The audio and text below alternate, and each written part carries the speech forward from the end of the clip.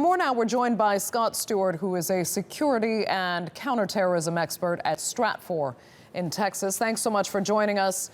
Are you at all surprised that the sole suspect here in an attack so brazen has actually been released and deemed the wrong man so soon after? Well, it's going to be a chaotic situation when you have something like that happen in such a large crowd like a Christmas market in Germany. So it's not really surprising that perhaps the perpetrator was able to kind of melt into the crowd and get away.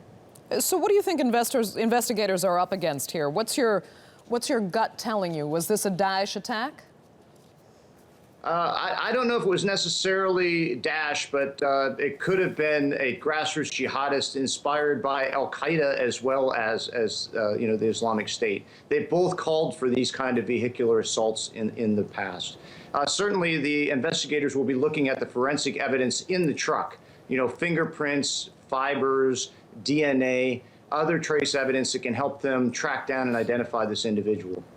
And tell us more about that, how they're going to go about actually finding the person or persons who are responsible.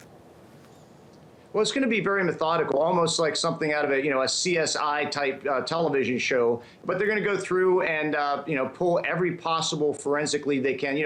Fingerprints from the steering wheel, fingerprints from the knobs and levers, control type surfaces within the truck. Of course, they'll also be looking for other things, whether it's something that the perpetrator may have touched, eaten, drank from. They'll be looking for things like bullet casings from the bullet that was used to shoot the truck driver. So they're going to be looking for almost any kind of forensic evidence they can find in the case. So tell us how safe you think Europeans should feel, given Daesh has pledged to wreak havoc on the continent, and that this is the now second truck attack on a crowd in the last 6 months in mainland Europe. Well, it's certainly something for concern, but obviously people shouldn't panic because that's exactly what the terrorists want. They want to terrorize us. People certainly need to pay attention, especially when they're out and about in places that are soft potential targets for terror.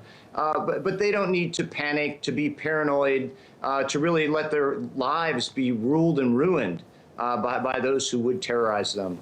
But certainly people do need to be aware of these threats and make plans and kind of have contingency plans in mind as they're out and about. What would I do if a truck came through here, or someone with a knife, or someone with a gun or bomb? Unfortunately, anywhere in the world right now, whether we're talking Columbus, Ohio in the United States, or a place like Berlin, these sorts of attacks can happen. Okay, Scott Stewart, we're going to have to leave it there. Thanks so much for joining us with that from Stratfor.